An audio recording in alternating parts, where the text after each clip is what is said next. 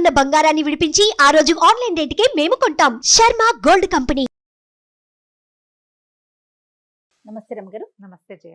రమగారు, సంకటహర చతుర్థి దీని యొక్క విశిష్టత, ఆ రోజు అసలు మనము ఆచరించాల్సిన విధి విధానాలు, ప్రత్యేకమైన పూజలు అందరూ చేసుకోవచ్చా? ఏంటి రమగారు అసలు? ప్రతిసారి మాట్లాడదాం జయ. మనం ప్రతి సంవత్సరం వినాయక చవితి అప్పుడు ఇది చెప్తూ ఉంటాం. సంకటహర చతుర్థి అంటే నెలకి 2 చవితులు వస్తాయి. మనం ఎట్లా వెళ్తాం, మన కాలం ఎలా నడుస్తుంది, మంది డేట్ల ప్రకారం పోతుంది. అవును, 1, 2, 3, 4 నుంచి 30 దాకా లేదా 31 దాకా, కొండకుతో 27, 28 దాకానే. అంతే అంతే. అయితే మన హిందూ దీని ప్రకారం, భారతీయ పాత విధానం ప్రకారం చాంద్రమానం నడుస్తుంది. ఈ చాంద్రమానం అంటే చంద్రుడి యొక్క కదలికలతో మన డే మారుతుందన్నమాట. తిథులు అంటాం వాటిని మనం. 28 ఇవి ఎట్లా పోతాయి? 28 కాదు, పోనీ 29, 30 చేసుకుందాం దాన్ని. పాడ్యమి నుంచి మొదలు పెట్టుకుని పౌర్ణమి దాకా 15. ఓకే. అక్కడి నుంచి 16వ రోజు నుంచి మళ్ళీ పాడ్యమి నుంచి మొదలు పెట్టుకుని అమావాస్య దాకా. ఓకే. ఇట్లా మన తిథులు నడుస్తూ ఉంటాయి. ఇందులో ప్రతి నెల 2 పాడ్యములు రావాలి, 2 విధియలు, 2 తదియలు, 2 చవితులు, 2 పంచములు, 2 షష్ఠులు, 2 సప్తములు, అన్ని 2, 2, 2 రావాలి. అవును.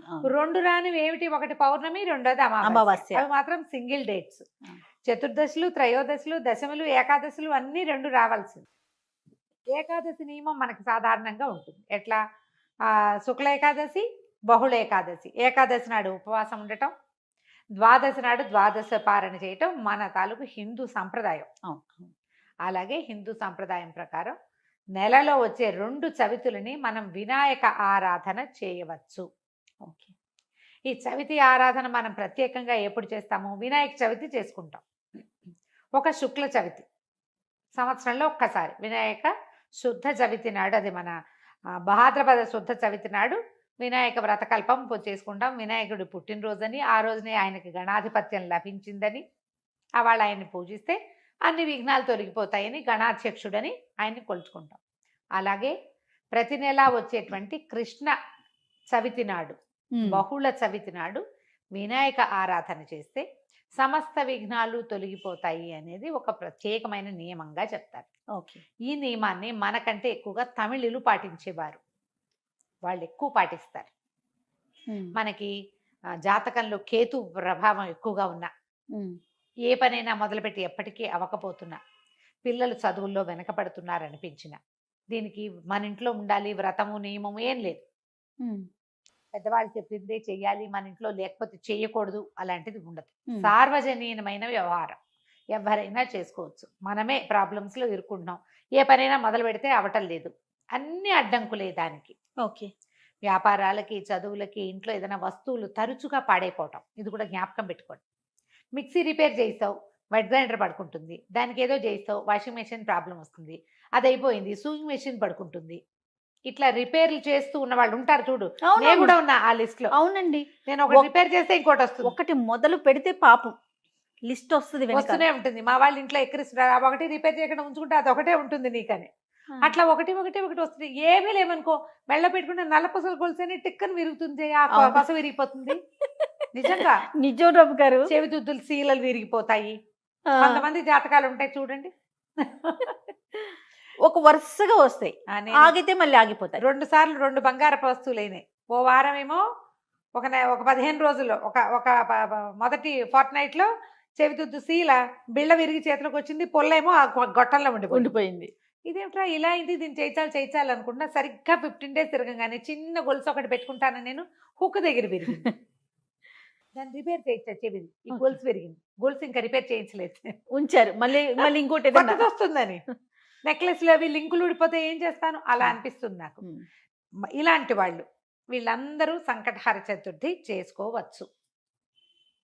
సంకటహర చతుర్థి చేసుకుంటే బిజినెస్లో ఇబ్బందులు, చదువుల్లో ఇబ్బందులు, చిన్న చిన్న ప్రమాదాలు, ఇళ్లలో ఏ పని అనుకున్నా అవకపోటాలు, వీటన్నిటికీ సమాధానంగా ఉంటుంది. జాతకాల్లో అయితే మాత్రం కేతువు తాలూకు ప్రభావం ఉన్నప్పుడు, కేతువుతోటి ఇబ్బందులు పడుతున్నప్పుడు, గ్రహస్థితుల్లో కేతు ఉన్నప్పుడు కూడా మనం ఇది చేయమని చెప్తారు.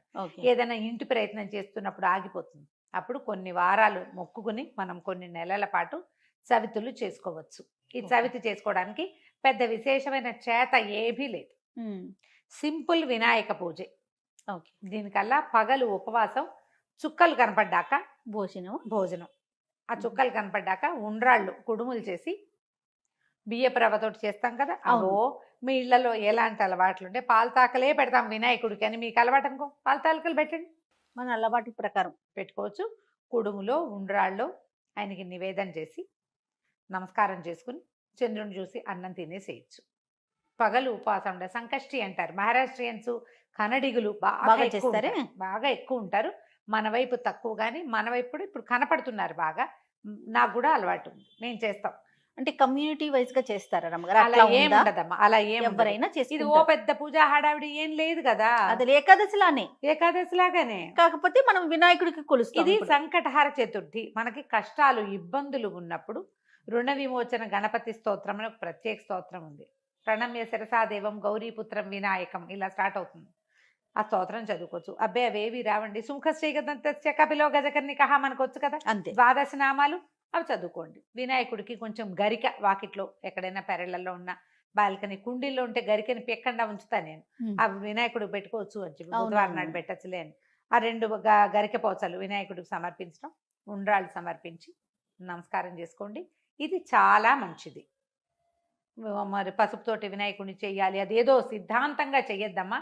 ఎంత సింపుల్గా అయినా చేసుకోవచ్చు. సాయంకాలం సమీపంలో ఉన్న ఏ దేవాలయంలోనే గణపతి చతుర్థులు చేస్తారు. అన్ని చోట్ల వినాయక ప్రతిష్ట ఉన్న ప్రతి చోట సంకటహర చతుర్థి పూజ చేస్తారు. వెళ్ళి గుళ్ళో పూజ చేయించుకోండి, హాయిగా ఇంటికి వచ్చి భోజనం చేయండి, అంతే. కుడుములు ఏమైనా ఉండి మీ గుళ్ళో వాళ్ళు ఒప్పుకుంటే, ఆ దేవాలయం పద్ధతిని బట్టి కదా, ఒప్పుకుంటే మీరే కుడుములు తీసుకెళ్ళి స్వామివారికి అక్కడ నివేదన చేసి అందరికీ ప్రసాదం పంచిపెట్టండి. వినాయకుడికి వచ్చిన బెల్లం ముక్క నివేదన పెట్టడం ఒక అలవాటుగా చేసుకోండి. మనకి ఇలాంటి సమస్యలు ఉంటే కనుక తప్పకుండా కొంచెం బెల్లం నివేదన పెట్టడం, వినాయకుడి కోసం ఒక దీపారాధన చేయటం, దీపం పెట్టుకోవటం, దీపం పెట్టగానే వినాయకుడికి సంబంధించిన శ్లోకం చదువుకోవటం, ఓ బెల్లం ముక్క ఖచ్చితంగా, నువ్వు పళ్ళు పెట్టు పాలు పెట్టు అవి ఏమైనా పెట్టుకో, వినాయకుడికి బెల్లం ముక్క పెట్టాలి. ఇలా నివేదన పెడితే మనకి చాలా సమస్యలు తీరుతాయి.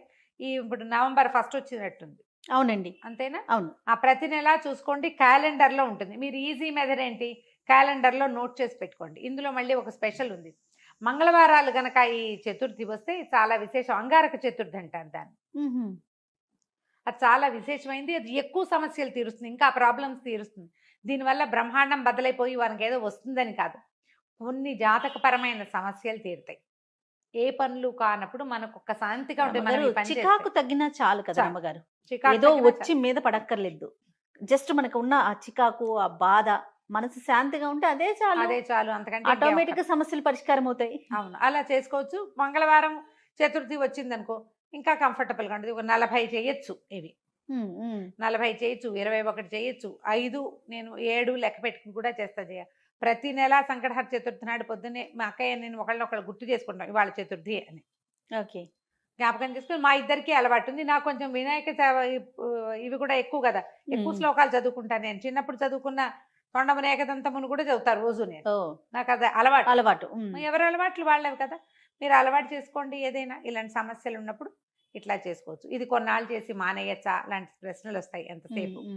కొన్ని వారాలు నియమంగా పెట్టుకోండి, కొన్ని నెలలు, ప్రతి నెల సంకటహర చతుర్థి చేయాలి. 2 సార్లు సంవత్సరం 2 సార్లు వస్తుంది కదా, మీరు కృష్ణ చతుర్థి మామూలు చతుర్థి కూడా చేసుకోవచ్చు. లేదా నేను సంకష్టే చేస్తాను అంటే కనుక సంకష్టులు మాత్రమే చేసుకోవచ్చు, సంకటహర చతుర్థి మాత్రమే చేసుకోవచ్చు. ప్రతి నెల చేస్తే ఇప్పుడు సంవత్సరం చేద్దామని మొక్కున్నాం అనుకోండి, 12 అవుతాయి. ఒకవేళ మధ్యలో ఒక నెల పీరియడ్ వచ్చింది, ఆడవాళ్ళకి సమస్యలు వస్తాయి, ఇంకోసారి మళ్ళీ మొదలు పెట్టక్కర్లేదమ్మా, కంటిన్యూ చేసుకోవచ్చు. దీనికి మీరు ఈజీ మెథడ్ ఏంటంటే, ఇప్పుడు స్మార్ట్ ఫోన్లు వచ్చినాయి కాబట్టి స్మార్ట్ ఫోన్లో చూసుకుని పెట్టుకోండి డేట్లు.